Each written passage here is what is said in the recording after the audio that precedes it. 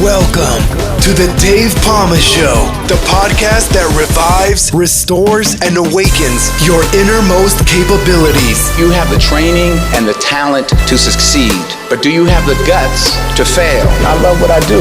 When you love what you do, you want to be the best at it. Today is about the power of you. You will change the world.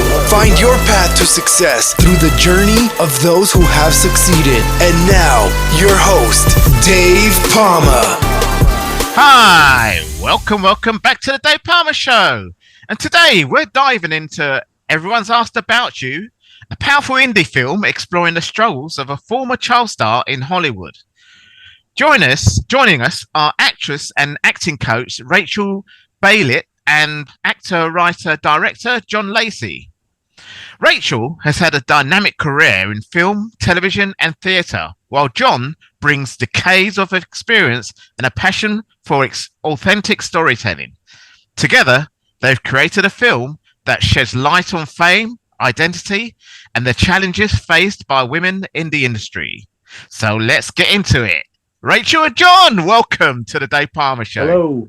Thank you. Hello. Happy to be here. You said you were diving in. You clearly dived into my murky pond. I'm doing this podcast underwater.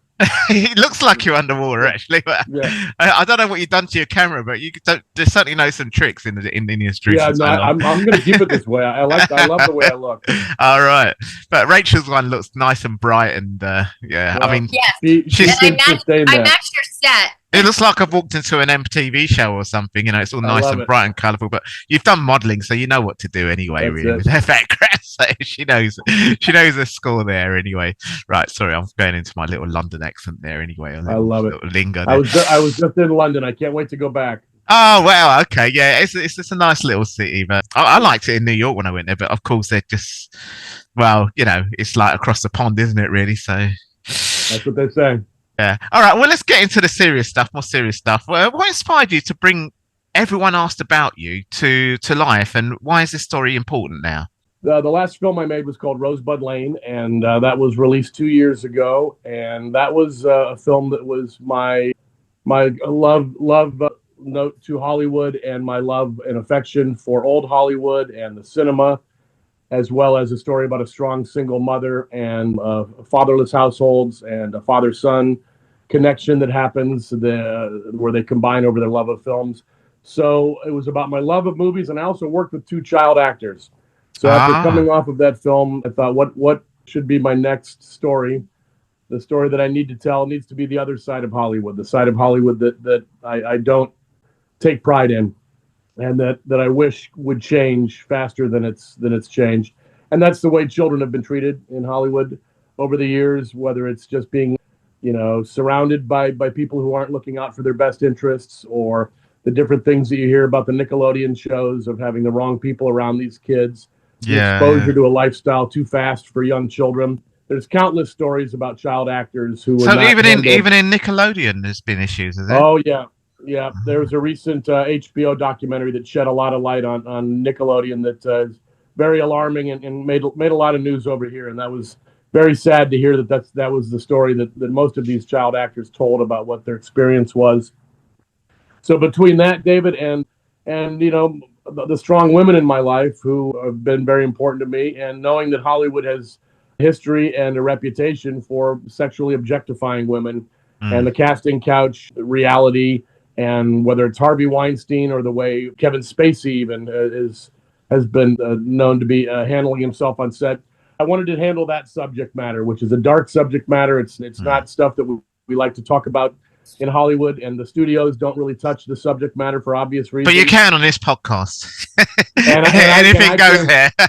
and I can, David, as an independent filmmaker, I can do that. I don't answer to anyone, and I tell the stories that I want to tell. Rachel is an actress I've admired for a long, long time, and we've been together now as a couple for a couple of years. And, and our love has grown, and the more I've gotten to know her as a human and as a talent and as an artist. I wrote this film with her in mind, clearly, and she made a vehicle for her to tell a story of a child actress who was pushed into the spotlight by her mother because she wanted her to be a pageant queen, and then that went and became a child actress, where that was not exactly what was in her best interest. And then we see her now in the middle part of her career as an adult actress in Hollywood and dealing with the predators and the sharks and the piranhas. So it's a dark love story, and it's a cautionary tale about getting kids into this business and not surrounding them with the right people, and just how much we need to look out for women and children in this industry, because there are a lot of predators and a lot of people that have a different bottom line and a different sense of a set of values than most artists would like to believe when they go into this art form. So it's an important film. It's not a preachy film. It doesn't hit you over the head with any message. It's just a dark love story about this couple, Simone and Jack. Rachel plays Simone DeVille, who's a former child star who is now an actress who's kind of struggling to remain relevant in Hollywood as someone who's always kind of done B movies because of her sexual identity as a voluptuous woman. And I'm her producing partner, and that's getting harder and harder to make films. And I kind of get a little too desperate, and I go a little too far in making a deal to make our final film, and it costs us our relationship, and I won't tell you the ending, but we're very proud of it. Very proud of it. Hope you get a chance to see it. Yeah, I was trying to see it on the the IBMD whatever link you sent me, but I couldn't see a trailer even. We'll make sure you get it. Yeah, the trailer there, it's hidden where it's a tough website to navigate. The trailer is up on IMDb. You have to look under special links. Oh, right, okay. Go ahead and send that to you. Yeah. Right, okay. Well, Rachel, what drew you to the role of Simone, and how did you approach portraying her journey? Well, years in Hollywood. I feel like I've been doing this since I was a child, because when I came to Hollywood, I was fresh out of school and had a naivete about me. When you say fresh out of school, acting school or high school? Fresh out of college, and right.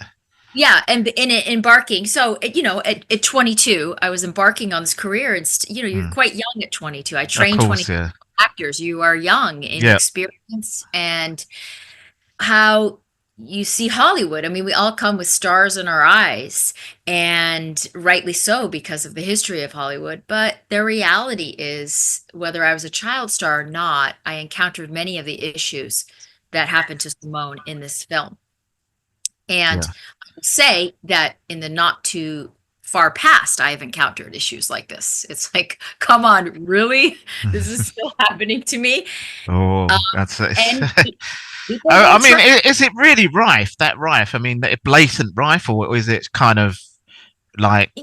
I think things have improved since Me Too, but I think it still happens. Yeah. And you're dealing in a town that is not everyone. You're talking about Hollywood, or are you talking about? Yeah, Hollywood. Yeah. I mean, there's different levels. Jack and Simone are not doing A pictures. But even I have known people that are top producers who are trying to engage in this kind of behavior because they can get away with it. And because so many anxious people who want to work in this one small fishbowl of a town, and there's many attractive people. And it's really hard to navigate your way when you're a young performer. 100%. You really do not know how to stand up for yourself or set boundaries. And it can have blurred lines, especially when you're young and single. It can be very blurred how things present themselves. And so I approached Simone having had experiences in the film, which John was generous enough to let me include in the script. And that felt good. It's so honest and authentic. So it's not that I'm going to name which is true or not, but it also talks about relationships that can seemingly be very loving and also have a quality to them that are dangerous. Yeah. So, yeah, what sort of qualities are you talking about there, or qualities? Yeah, John, you want to take that? Well, yeah, it's there's a kind of a thread throughout the story where I continue to remind Simone, and that this Jack, my character Jack, is the producer, that this is what we do. This is what we have to do to get our films made. These are the compromises we've always made, And what I'm talking about, and what I think the viewer understands, is you need to flirt a little. When I take my leading lady out to meet investors or a producing partner, I need her to wear something provocative. I need her to show more leg.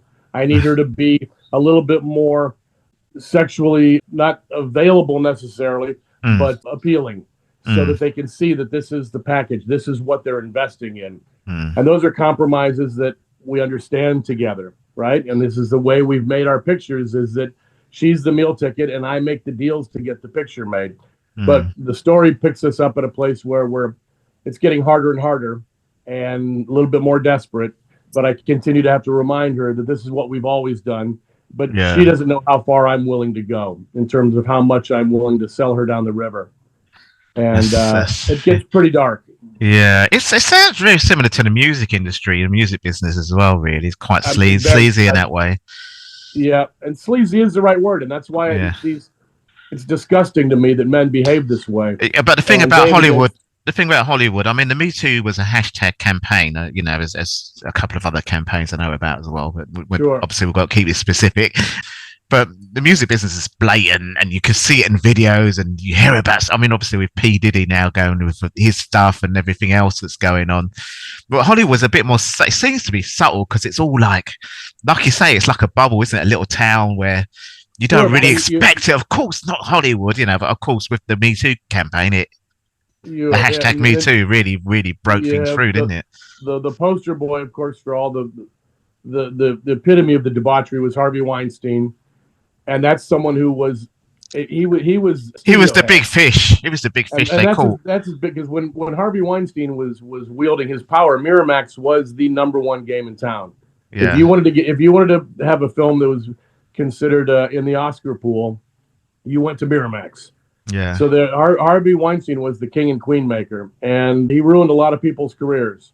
And he had a lot of women that he made either promises to or misled them or lured them down certain paths. And his story is pretty well told, and he certainly has been he's convicted for it. But he's the poster boy for how bad it got. But he's the big story. Then there's a lot of others that fall into that umbrella. And pre-Harvey Weinstein, of course, all the actors from the 40s and 50s tell stories about the way studio heads treated the talent, treated the actors back in those days. And the child actors have a bad history of being that's what I was going to say. Let's not forget about the child actors, because that's what your film's about, isn't it? And that must be the beginning of Simone's story. Yeah, I mean that's pretty horrifying, really. If it's looking at kids, children. And the child actors are speaking up now. Yeah, that's good. Well, you hope so, but there's still this fear that if you speak up, you lose your job, and people that are drawn to this industry, that have this passion to become a star, to become a celebrity, to get themselves up on the big screen or get onto a TV show, they are willing to make deals with the devil, and and because that's a given. The power brokers take advantage of it all too readily, and it tends to be that where all the big issues are, isn't it? Really, I mean because there's a complicit nature to a lot of the behavior. There's a complicit nature. Well, they've got money as well, haven't they? They've got the power with money, and it trickles down, doesn't it? Really, I suppose. Yeah. Well, what it is it's the power of the jobs. It's the opportunities. Yeah. Well, that's it. People are being denied opportunities. Yeah. So they're the gatekeepers, and Oh, that's exactly the word. And that's how the music business. I'm not saying anything wrong, because I'm not generalizing it, but that tends to be kind of some stories I've heard there anyway. Sure. And people. Rachel's worked in a lot of different jobs outside of the industry, so this is not exclusive to entertainment, obviously. No. But because of the nature of what is being offered in Hollywood and the attractive people that gravitate to Hollywood, it's accentuated, and I think it's brought to a different level of sexualization. Yeah, but I mean, I started off in more of a sporting. Mine was sports when I was 12 years old, and I did track. Was the best. Obviously, for soccer's like a big sport in the UK. It's our national sport, but But even then, you hear about stories about coaches doing certain things. Even I think it was it Simone, that gymnastic Oh, yeah. player, and Simone lots Biles? of yeah. I mean, I think Bilis? he's got criminalized now, isn't he? The Well, the coach. The gymnastics team was a whole scandal. And that's a kind of coming from a child. Most of the sports thing would be younger people because they start off, as I say, I started when I was 10, 12 years old. I mean, I wouldn't say I didn't witness anything because I obviously did see some flirtatious stuff going on, and track and field can get like that. But Rachel can speak much better to her female experience in Hollywood. Yeah. And it's a minefield. Yeah, it's a different thing in sports because it's not like a power thing and you get this job if blah, blah, blah. It's just, something that happened on the ground. If you can't make it in sports, you're going to prove it on the field. You've got to prove it on the field, yeah. But it's people can have careers in Hollywood. Yeah, it's more of a predatorial thing, as in on the ground. People can make it in film and television that don't necessarily have more talent than their competition. Sports, you're not going to survive if you don't have the talent. Exactly, yeah. But then some of them do go into entertainment afterwards, or have a podcast like me, after. But anyway, without going further ado, I think you were going to say something. Was you, Rachel, or not really? No. I know we're concentrating on this, and certainly our movie is about this, but our film also is a love story, does have a phenomenal cast in John, and our DP had Dennis Mulroney created Maloney. Excuse me. Oh my gosh. Don't worry, I pronounce names wrong as well. I think I might have pronounced your name wrong, Rachel. Dennis' last name. I'm sorry, Dennis. They created a cinematic masterpiece. It's the way they told the story. It all takes place really within 24 hours, the main action, but the way it's filmed in black and white and color and in such a cinematic way as an homage to also some of the best filmmakers. I'll let John talk about that. There's so much more to how we've told the story and how John has decided to present it. So if you want to talk about that, John, I think it's really special. Yeah, I'm glad you brought up Dennis Maloney. Dennis is a fantastic cinematographer who's had a long career in Hollywood. So he had a major contribution to the film. Wonderful cast we assembled.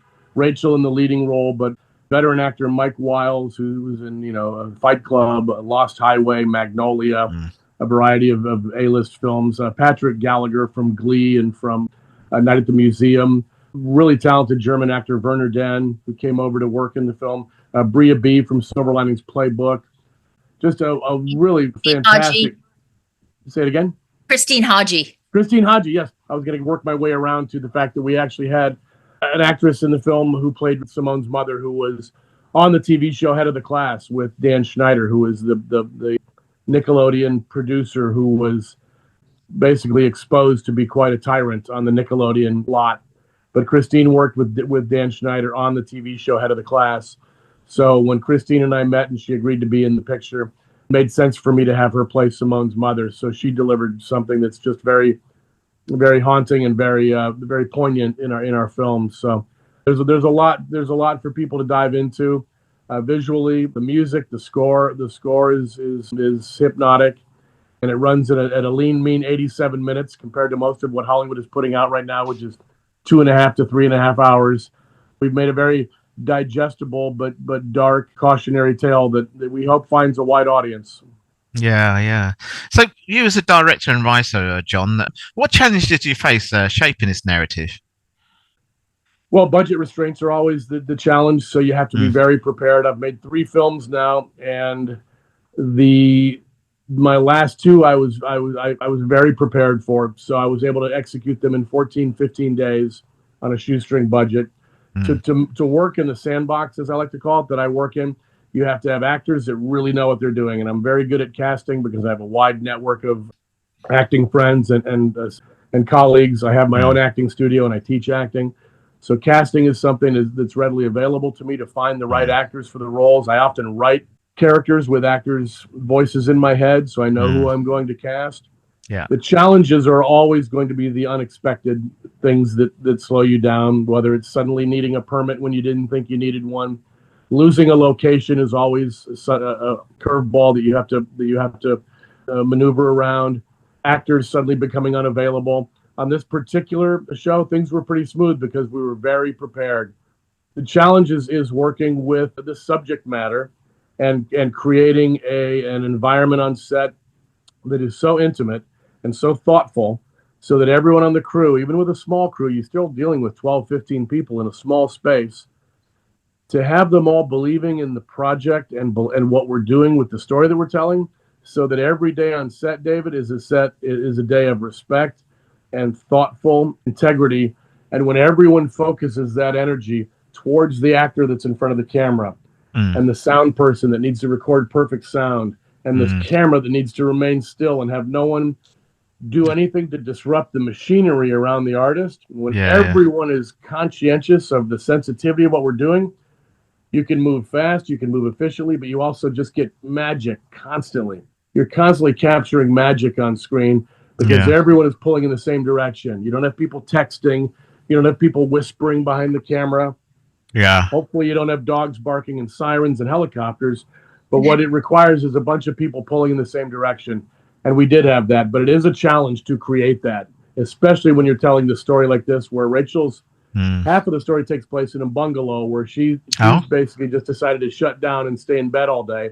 And I need her to get out of bed, finalize a movie deal with me, and she's not playing ball with me. Sounds so like half me. Of the film takes place in a bungalow. Sounds like me first thing in the morning every day. I love it. You don't expect me to come knocking on your door. No, you won't be. Don't worry about it.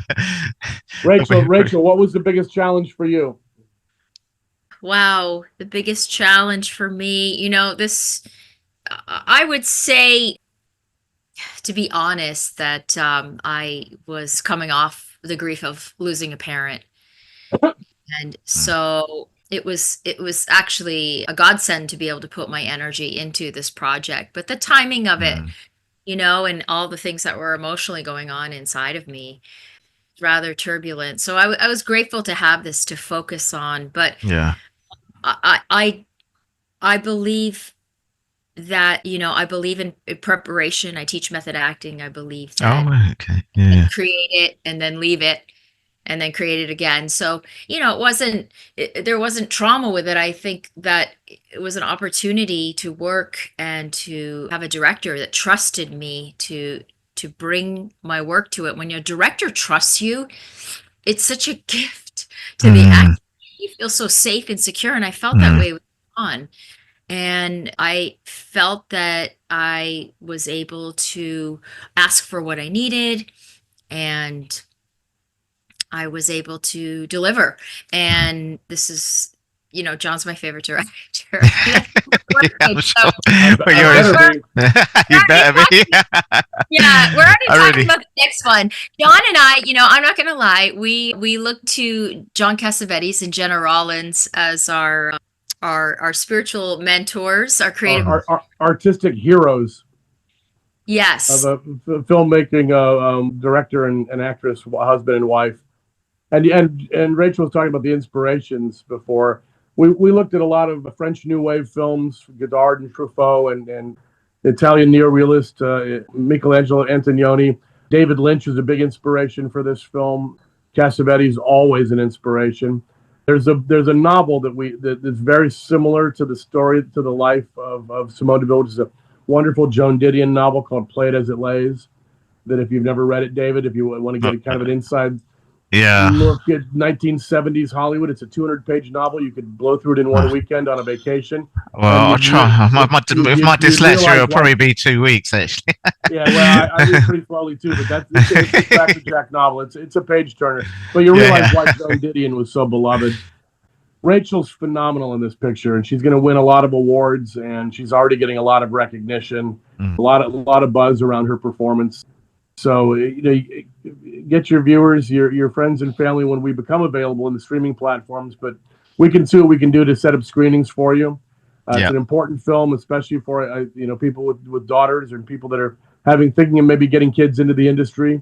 Yeah. You need to look at some of these cautionary tales so that you can maybe see things coming down the path that you can avoid.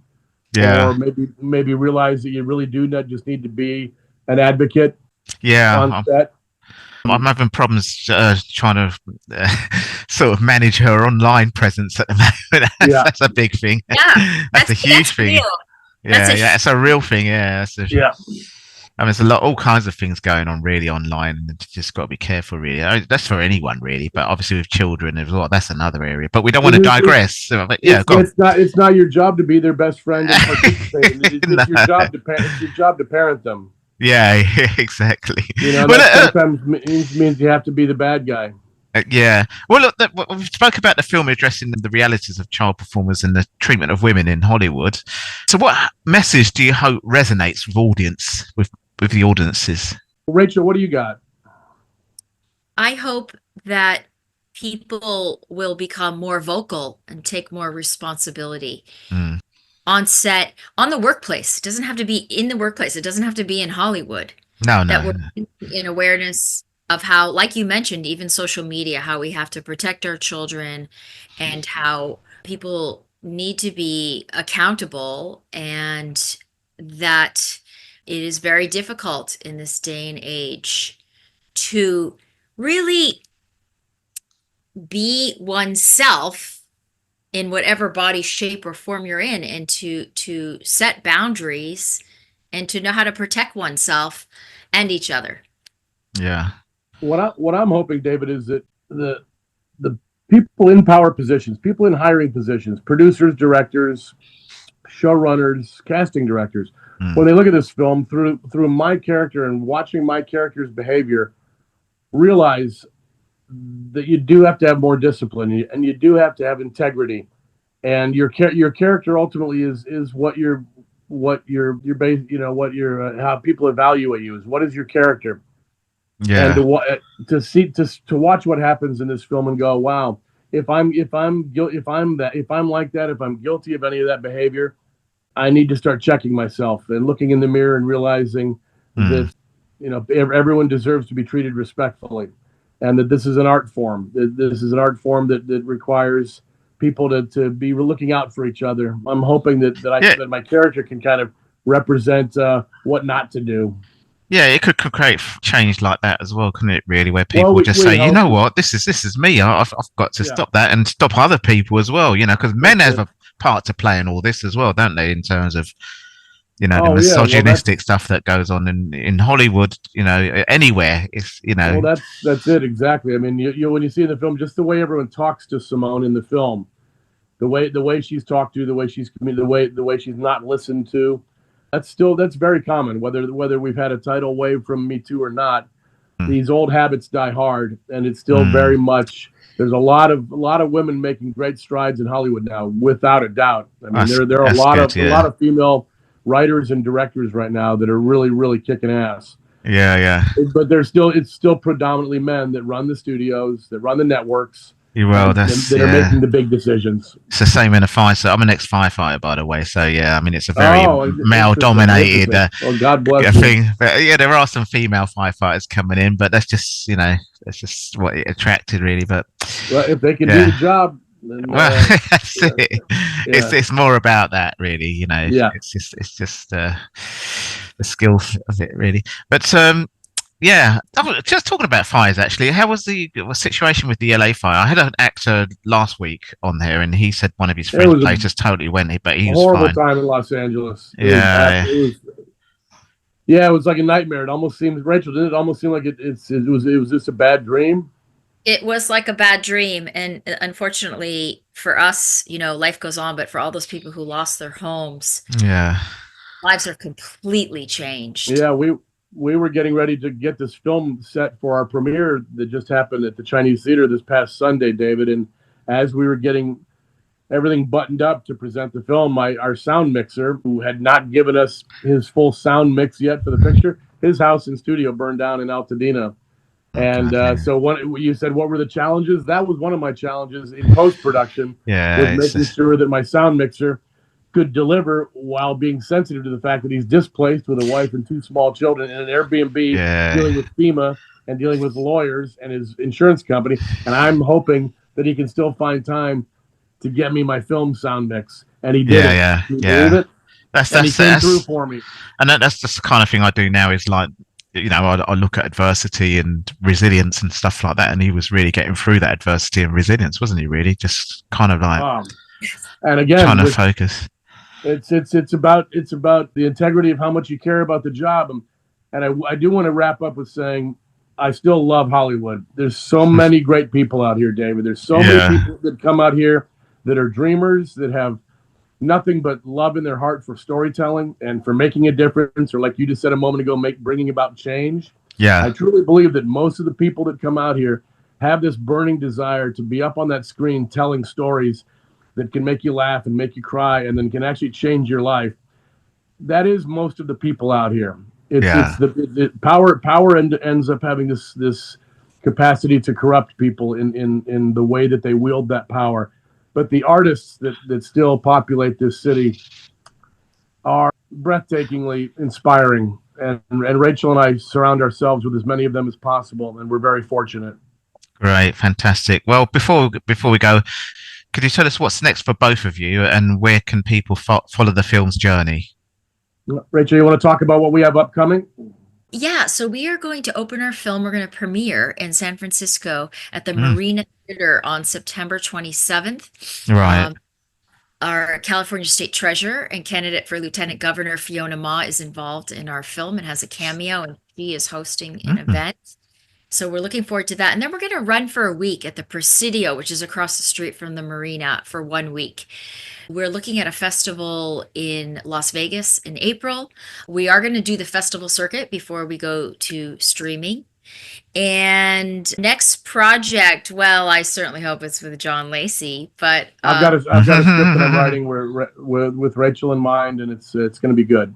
Fantastic. Well, thank you both for joining me today. Everyone that asked about you is a film not to be missed, so be sure to follow its journey and support indie cinema. Rachel and John, thanks for coming on the Dave Pamah Show today. Hey, Dave, that was a lot of fun. Thank you. Enjoyed it. Thank you. That's all for this episode. Thanks for listening, and remember, if you want to support what we do, then share, subscribe, and leave a review over on Apple Podcasts. Or head over to my website, davepalmer.com, and click on Rate Show. Well, that's all for now, but I'll see you in the next episode of The Dave Pamah Show. Follow us on Facebook, Twitter, and Instagram.